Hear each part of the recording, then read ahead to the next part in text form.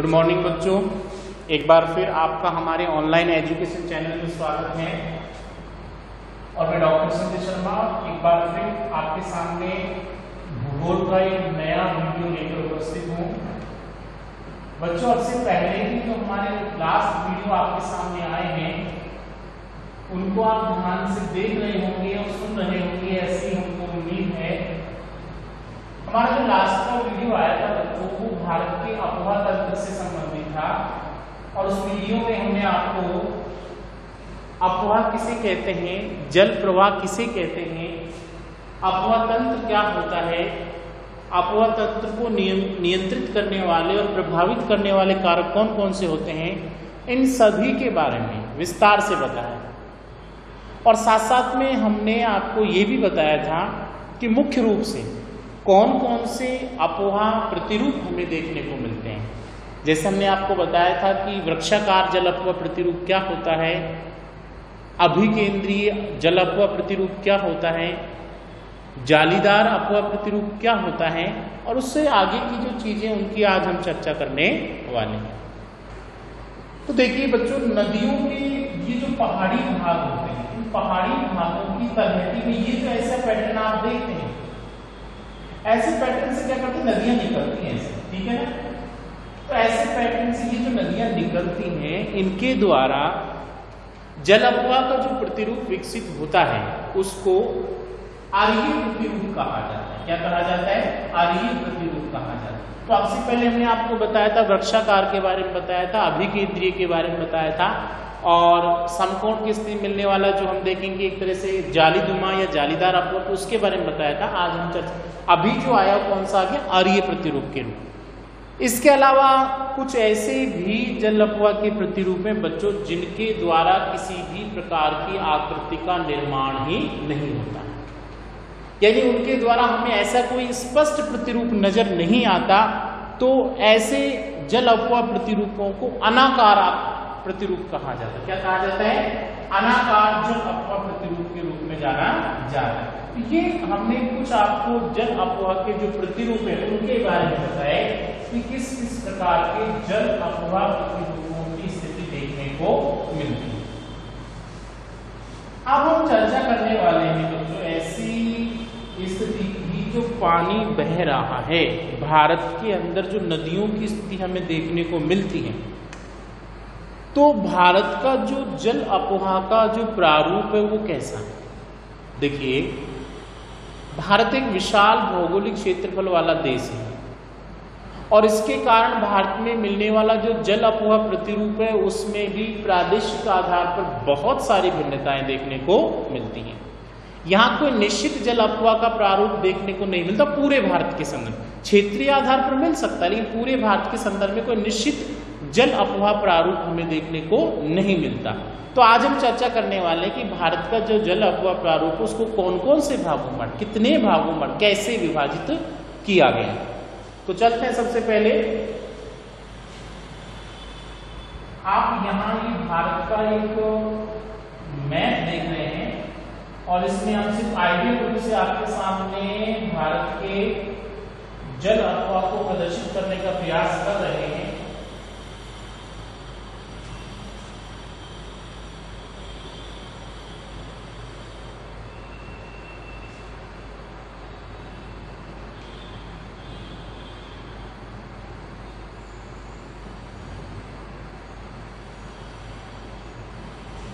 ये भारत का हमने एक प्रतीकात्मक मैप बनाया।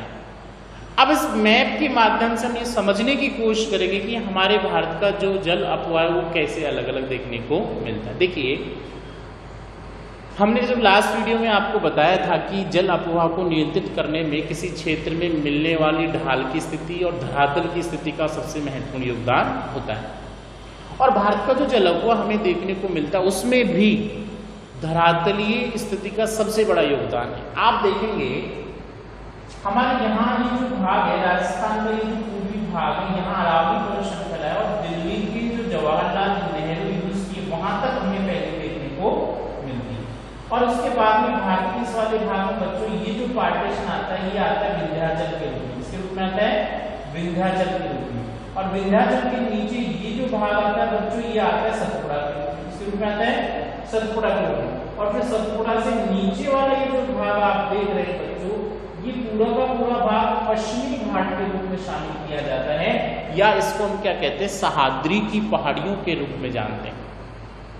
तो भारत का जो जल अपवाह है वो भारत के मध्यवर्ती भाग में जो पहाड़ियों की श्रृंखला आपको दिखाई दे रही है उसके द्वारा नियंत्रित और प्रभावित किया गया।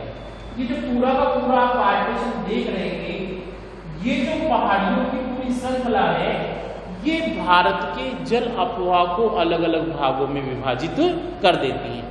और इसी कारण पूरी पहाड़ियों की ऐसी जो श्रृंखला है इसको बच्चों महान जल विभाजक रेखा कहा गया। क्या कहा गया है, महान जल विभाजक रेखा कहा। इसके द्वारा भारत के जल अपवाह तंत्र को अलग अलग भागों में बांटा।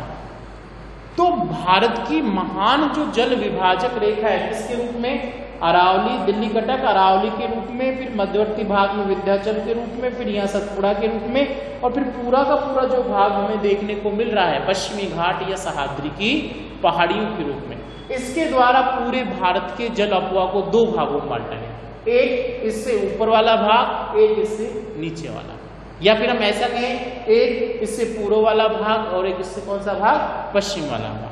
तो ये पहाड़ियों की जो स्थिति है इसने पूरे भारत के जल अपवाह को क्या कर दिया, अलग अलग भागों में विभाजित कर दिया गया। अब यदि हम स्थिति के आधार पर देखें, दिशा के आधार पर देखें, तो भारत के जल अपवाह को दो भागों में बांटा जा सकता है दिशागत आधार। तो एक तो कौन सा आएगा बच्चों, उत्तरी भारतीय अपवाह तंत्र। ध्यान दीजिएगा, यदि हम दिशागत आधार पर चर्चा करें तो कौन सा आ गया, उत्तरी भारतीय अपवाह तंत्र, ठीक है। और दूसरा कौन सा आ गया, दक्षिणी भारतीय अपवाह तंत्र, दक्षिणी भारतीय अपवाह तंत्र। तो ये दो चीजें ऐसी हैं जो हमें विशेष रूप से देखने को मिलती हैं। अब जैसे ही उत्तरी भारतीय अपवाह तंत्र की चर्चा होगी तो निश्चित सी बात है इसमें निकलने वाली जो नदियां होने वाली हैं वो भारत के सबसे उत्तरी भाग में जो पर्वतीय प्रदेश फैला हुआ है जिसको हम किसके नाम जानते हैं, हिमालय पर्वतीय प्रदेश के नाम से जानते हैं। तो उत्तरी भारतीय नदियों का जो उद्गम होने वाला है हिमालय पर्वतीय प्रदेश से होने वाला है, इसी कारण इसको उत्तरी भारतीय जल अपवाह तंत्र या हिमालय अपवाह तंत्र के नाम से भी जाना जाता है। और जो दक्षिणी अपवाह तंत्र है उसमें बच्चों जो नदियों का उद्गम होने वाला है वो पश्चिमी भाग में फैले हुए जो पहाड़ है, सह्याद्री की पहाड़ियों से या फिर विंध्याचल जो सतपुड़ा वाली जो रेंज है, इनसे नदियों का उद्गम होने वाला है। तो इसी कारण से दक्षिणी अपवाह तंत्र भी कहते हैं। और ये पश्चिमी घाट है, विंध्याचल सतपुड़ा किसका अंग है, भारत के प्रायद्वीपीय पठार का अंग है। इसी कारण दक्षिणी अपवाह तंत्र को प्रायद्वीपीय अपवाह तंत्र के नाम से भी जाना जाता है। तो दो चीजें और निकल के आ गई हमारे सामने। इसको क्या कहा गया, जो उत्तरी अपवाह तंत्र था उसको हिमालय अपवाह तंत्र कहा गया, और जो दक्षिणी अपवाह तंत्र था उसको क्या कहा गया, प्रायद्वीपीय अपवाह तंत्र भी कहा जाता है। अब सबसे पहले हम चर्चा करते हैं उत्तरी भारतीय जल अपवाह तंत्र की। देखिए उत्तरी भारतीय जल अपवाह तंत्र जो है इसमें निकलने वाली जो अधिकांश नदियां हैं इसके हिमालय पर्वतीय जो क्षेत्र है, भारत की उत्तरी सीमा का जो निर्धारण करता है उस हिमालय पर्वतीय क्षेत्र से ही इसकी सीमाओं का निर्धारण होता है। और हिमालय पर्वतीय क्षेत्र में जो वर्ष भर बर्फ जमे रहने की स्थिति हमें देखने को मिलती है उसी के कारण उत्तरी भारतीय जल अपवाह तंत्र के रूप में शामिल की जाने वाली अधिकांश नदियों में वर्ष भर पानी बहता है, सदावाहिनी होती है, 12 मासी नदियां होती है। कौन किसकी, उत्तरी भारतीय जल अपवाह तंत्र की अधिकांश नदियां। मैं ये नहीं कह रहा पूरी नदियां, क्योंकि आप जो चंबल के बारे में देखोगे या फिर सोन के बारे में देखोगे, बेतवा के बारे में देखोगे, तो इनका उद्गम हिमालय से तो नहीं होता, मध्यवर्ती भाग में जो पर्वतीय श्रृंखलाएं हैं उनसे होता है। लेकिन अधिकांश जो उत्तरी हिमालय की नदियां वो बर्फ के पिघलने से प्राप्त होने वाले पानी के कारण वर्ष भर बहती रहती है। तो ध्यान दीजिएगा बच्चों, अब कौन कौन सी से आप देखेंगे, गंगा के बारे में देखेंगे, फिर आप देखेंगे यमुना के बारे में देखेंगे, आप घाघरा हो जाएगी, फिर गंडक हो जाएगी, फिर फिर आप देखेंगे सिंधु नदी आ जाएगी, एक आप देखेंगे सतलज नदी आ जाएगी, फिर आप देखेंगे झेलम होगी, चिनाब होगी, रावी होगी और ब्यास। ये सारी ऐसी नदियां हैं बच्चों जो हिमालय क्षेत्र से निकलती हैं। हिमालय में बर्फ के पिघलने से इनको पानी प्राप्त होता है, या फिर हिमालय क्षेत्र में जो झीलें पाई जाती हैं उन झीलों में बर्फ के पिघलने से पानी एकत्रित हो जाता है और कालांतर में उससे जल का जो स्रोत निकलता है उसी से नदी का उद्गम होता है। तो उत्तरी भारत की नदियां हिमालय पर्वतीय क्षेत्र या उसमें मिलने वाली जो झीलें हैं उनसे निकलती हैं और ये नदियां वर्ष भर बहती हैं। इसी कारण इसको हिमालय अपवा तंत्र के नाम से भी जानते हैं या उत्तरी भारतीय जल अपवा तंत्र के रूप में भी जाना जाता है। अब हम दूसरी चर्चा करते हैं दक्षिणी भारतीय जल अपवा तंत्र की, या इसी को क्या कहा गया है, प्रायद्वीपीय भारतीय जल अपवा तंत्र के रूप में परिभाषित किया गया है। तो ध्यान दो बच्चों, भारत का जो दक्षिणी भाग है वो प्रायद्वीपीय पठार के रूप में मिलता है। यहां मिलने वाली जो पहाड़ियां हैं उनकी ऊंचाई ज्यादा नहीं है, जैसे हिमालय पर्वतीय क्षेत्र में मिल रही थी एवरेज जो ऊंचाई है 6000 मीटर से अधिक, लेकिन यहाँ पे ऐसा नहीं है। पूरे प्रायद्वीपीय भाग की जो सबसे ऊंची चोटी है अनाईमुडी 2695 मीटर ऊंची है, तो ये सबसे ऊंची है। तो कहने का मतलब इससे नीचे भी तो होने वाली है ना, तो ऊंचाई ज्यादा नहीं है और अधिक ऊंचाई नहीं होने के कारण यहाँ पर बर्फ के जमने की स्थिति बिल्कुल भी देखने को नहीं मिलती।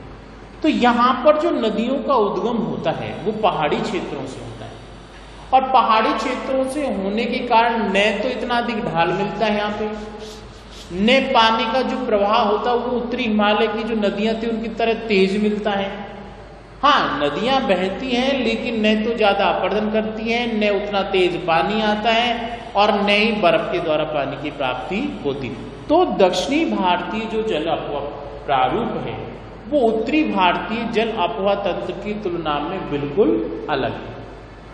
और ऐसी स्थिति होने के कारण ही बच्चों दक्षिणी जो भारतीय अपवा तंत्र की नदियां हैं वो न तो इतनी अधिक अपर्दनात्मक स्थलाकृतियों का निर्माण करती हैं और न ही ज्यादा निक्षेपणात्मक स्थलाकृतियों का निर्माण इनके द्वारा किया जाता है। हालांकि ये जरूर है कि दक्षिण का जो प्रायद्वीपीय पठारी भाग प्राचीन कालीन भूखंड है और यहाँ पर नदियां बहती, लेकिन उनकी जो गहराई है नदियों की गर्तन की प्रक्रिया वो ज्यादा मात्रा में संपन्न नहीं हो पाई। तो ये जो पार्टीशन था बच्चों इसको क्या कहा गया था, दक्षिणी भारतीय अपवा तंत्र या प्रायद्वीपीय भारतीय अपवा तंत्र के रूप में परिभाषित किया गया। अब हम चलते हैं दूसरे आधार के ऊपर। ये तो किसके आधार पर था, दिशागत आधार पर या नदियों के उद्गम के आधार पर भारतीय जल अपवा प्रारूप का वर्गीकरण था। उद्गम की प्रवृत्ति के आधार पर या उद्गम की स्थिति के आधार पर भारत के जल अपवा प्रतिरूप को या अपवा तंत्र को किन किन भागों में बांटा गया था उसकी चर्चा हमने यहाँ की। अब हम चर्चा करते हैं बच्चों कि नदियां जब निकलती हैं, बहती हैं और अंततः कहीं न कहीं जाकर क्या करती है, गिरती है। तो नदियां जब अपना पानी कहीं न कहीं ले जाकर गिराती हैं तो नदियों के गिरने की स्थिति के आधार पर, नदियों के पानी के विसर्जन की स्थिति के आधार पर भी भारत के जल अपवा तंत्र को विभाजित किया गया। अंततः कहां पर जाकर नदी अपने पानी का विसर्जन कर रही है, तो नदियों का जो विसर्जन होगा उसी के आधार पर इसे हम अलग अलग भागों में विभाजित करेंगे।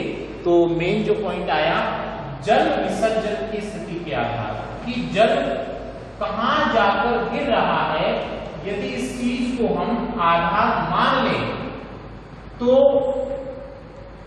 भारत के अपवा तंत्र को किन किन भागों में बांटा जा सकता है। जल विसर्जन की स्थिति के आधार पर भारतीय अपवा तंत्र को कौन से भागों में बांटा है, किन भागों में बांटा है। तो देखिए उत्तर में तो उत्तरी पर्वतीय प्रदेश है और दक्षिण में प्रायद्वीप पठारी भाग है, लेकिन भारत का जो ढाल है बच्चों वो कहां की ओर है, उत्तर से या तो दक्षिण की ओर है।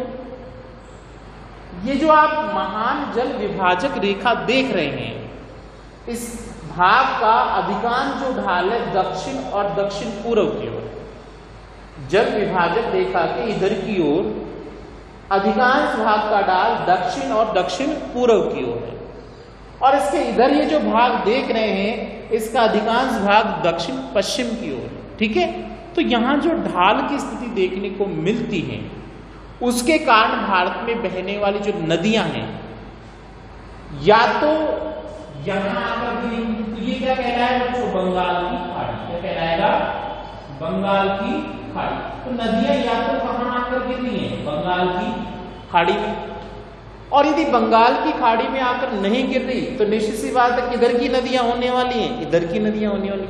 तो यहाँ की नदियां होंगी तो बच्चों अंततः कहां आकर गिरेंगी, अरब सागर में, अरब सागर। तो आपने दो चीज देखी कि भारत की नदियों का पानी या तो यहाँ पूर्व में मिलने वाली बंगाल की खाड़ी में आकर गिर रहा है, और यदि पूर्वी भाग में आकर नहीं गिर रहा तो पश्चिम में क्या है, अरब सागर, उसमें आकर गिर रहा है। इन दोनों ही भागों में नदियों का पानी आकर किसी न किसी रूप में गिरता है, और इन दोनों के आधार पर ही भारतीय नदियों को फिर दो भागों में बांट दिया गया, बंगाल की खाड़ी में गिरने वाली नदियां या बंगाल की खाड़ी का जल अपवाह तंत्र, और दूसरा क्या कह दिया गया, अरब सागरीय अपवाह तंत्र या अरब सागर में गिरने वाली नदियां। ये दो तो मेन हैं, लेकिन इन दोनों के साथ में बच्चों भारत के अंदर एक ऐसा भाग भी है कि वहां बहने वाली नदियां न तो किसी खाड़ी में जाकर गिरती हैं, न किसी सागर में जाकर गिरती हैं, अपितु धरातलीय क्षेत्र के अंदर उत्पन्न होती है और बिना किसी समुद्र में गिरे बीच में ही गिरकर समाप्त हो जाती है। तो उसको हम कहते हैं बच्चों आंतरिक जल अपवाह तंत्र। क्या कहते हैं, आंतरिक जल अपवाह तंत्र। अब ये आंतरिक जल अपवाह तंत्र क्या होता है कि नदी उत्पन्न होगी और बिना सागर में गिरे हुई समाप्त हो जाएगी। तो ऐसा जो पैटर्न देखने को मिलता है वो विशेष रूप से हमारे राजस्थान के पश्चिमी भाग में देखने को मिलता है कि जो सांबर झील है उसमें आकर कुछ नदियां गिर जाती हैं, छोटी नदियां जो इसमें आकर गिर जाती हैं। ये पूरा जो पैटर्न है किसमें शामिल किया जाएगा, आंतरिक जल प्रवाह तंत्र के रूप में शामिल किया जाए। तो नदियों के गिरने की प्रवृत्ति के आधार पर या नदियों के विसर्जन की प्रक्रिया के आधार पर हमारे भारत के जल अपवाह तंत्र को तीन भागों में बांटा गया है, बंगाल की खाड़ी का अपवाह तंत्र के रूप में, अरब सागर के अपवाह तंत्र के रूप में, और आंतरिक जल अपवाह तंत्र के रूप में, या आंतरिक क्षेत्र के अंदर जो जल प्रवाह की स्थिति मिलती है तो उसको क्या बोलते हैं, आंतरिक जल प्रवाह क्षेत्र के रूप में विभाजित किया। हमने पहला उद्गम के आधार पर अध्ययन किया था, ये जो वर्गीकरण था नदियों के जल के विसर्जन के आधार पर। अब तीसरा जो भारत की नदियों के जल का जो विभाजन किया गया है, भारत के जल अपवाह को जो अलग अलग भागों में बांटा गया है, उसका जो आधार है बच्चों वो नदियों का कैचमेंट एरिया, जल अधिग्रहण क्षेत्र है। तो यदि हम जल अधिग्रहण क्षेत्र को आधार मान लें तो उस आधार पर भी भारत की नदियों को तीन भागों में बांटा जा सकता है। जल अधिग्रहण का मतलब है कोई मुख्य नदी अपनी सहायक नदियों के साथ साथ में कितने क्षेत्र में अपने पानी को प्रवाहित करती है, या कितने क्षेत्र का पानी किसी सहायक नदी और उसकी मुख्य नदी के सहारे देखने को मिलता है। तो नदियों का ये जो बहाव क्षेत्र मिलता है, नदी के दोनों किनारों की जो पानी का बहाव क्षेत्र देखने को मिलता है और उनकी सहायक नदियों का जो पूरा कमांड एरिया मिलता है, कैचमेंट एरिया मिलता है, उसी को जल अधिग्रहण क्षेत्र के रूप में जाना जाता है। और इस जल अधिग्रहण क्षेत्र की स्थिति के आधार पर फिर भारत के जल अपवाह तंत्र को तीन भागों में विभाजित किया गया है। कौन कौन सा, बृहद,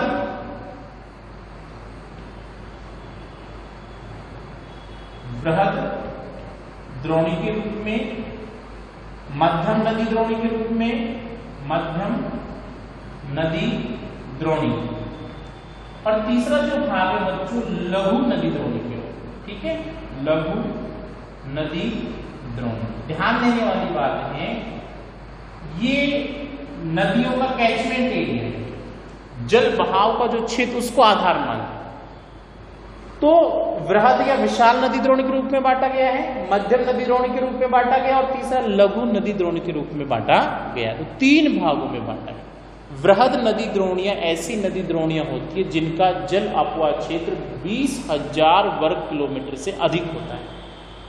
तो 20,000 वर्ग किलोमीटर से अधिक जल बहाव या जल अधिग्रहण क्षेत्र वाली नदियों को विशाल या वृहद नदी द्रोणियों के रूप में जाना जाता है। दूसरा, मध्यम नदी द्रोणी, ऐसी नदियां जिनका जल बहाव क्षेत्र 2,000 से लेकर 20,000 तक पाया जाता है। यानी हम ऐसा कह सकते हैं 2000 से लेकर 19,999 वर्ग किलोमीटर तक जिनका बहाव क्षेत्र है, जिनका जल अधिग्रहण क्षेत्र है, उन सभी नदियों को मध्यम नदी द्रोणी के रूप में शामिल किया गया। और तीसरा आ गया बच्चों, ऐसी नदियां जो आकार में छोटी हैं और जिनकी सहायक नदियां नहीं है या न के बराबर है और उसके कारण उनका जो जल अधिग्रहण क्षेत्र होता है वो 2000 वर्ग किलोमीटर से कम मिलता है, तो ऐसी सभी नदियों को लघु नदी द्रोणी के रूप में शामिल किया जाता है। तो भारत का ये जो जल प्रवाह मिल रहा था, जल अपवाह की स्थिति हमारे सामने हमको देखने को मिल रही थी, उसको अलग अलग आधारों पर विभाजित किया गया था और 3 आधार आपके सामने निकल कर आए हैं। एक तो नदियों के उद्गम की प्रकृति के आधार कि कहां से नदियां निकल रही हैं। दूसरा जो बच्चों आया है नदियों के जल के विसर्जन की प्रवृत्ति के आधार कि नदियों का पानी अंततः कहां जाकर गिर रहा है। और तीसरा जो विभाजन आया बच्चों कि नदियों का जो आकार है, नदियों का जो जल प्रवाह क्षेत्र कैचमेंट एरिया है, उसके आकार को यदि हम आधार मान लें तो ऐसी स्थिति में भारत के जल प्रवाह को कितने भागों में बांटा जाता है। इन 3 आधारों के अनुसार हमारे भारत का जो जल प्रवाह क्षेत्र है, जल अपवाह क्षेत्र है, वो हमें अलग अलग रूपों में देखने को मिलता है। तो ये जो चर्चा थी बच्चों, ये भारतीय जल अपवाह तंत्र के वर्गीकरण से संबंधित कि किस प्रकार से भारतीय नदियों को अलग अलग भागों में विभाजित किया जा सकता। अब देखिए, सभी नदियों की स्थिति अलग देखने को मिलती है, दशा अलग देखने को मिलती है, बहाव की प्रवृत्ति अलग देखने को मिलती है और साथ साथ में उनमें आकर मिलने वाली जो सहायक नदियों की संख्या और स्थिति होती है वो भी अलग अलग होती है।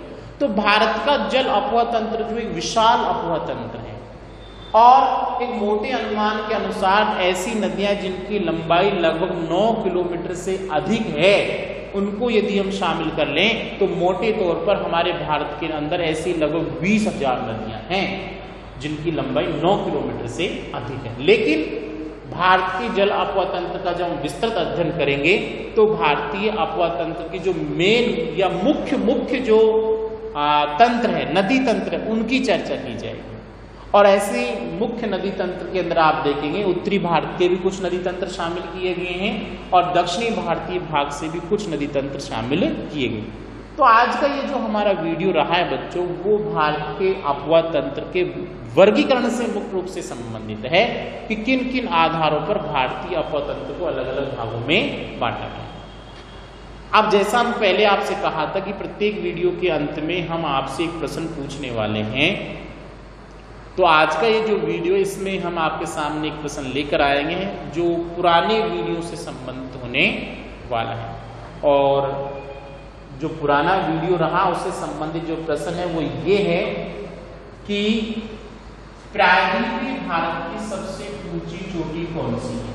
ये आपका प्रश्न है। प्रायद्वीपीय भारत है, उसकी सबसे ऊंची चोटी कौन। प्रश्न मैं वापस रिपीट कर रहा हूं, प्रायद्वीपीय भारत की सबसे ऊंची चोटी कौन सी। एक बार फिर सुनिए, प्रायद्वीपीय भारत की सबसे ऊंची चोटी कौन सी है। इस प्रश्न का आंसर आपको हमारे वीडियो के कमेंट बॉक्स में डालना है ताकि हमें पता लग सके कि आप कितनी सतर्कता के साथ में हमारे वीडियो देख रहे हैं और सुन रहे हैं। तो आज का जल अपवाह संबंधी ये जो वीडियो था बच्चों, वो हमारा यहीं समाप्त होता है। नेक्स्ट वीडियो में हम फिर मिलेंगे एक नए टॉपिक के साथ में, एक नई ऊर्जा के साथ में। तब तक के लिए बच्चों धन्यवाद।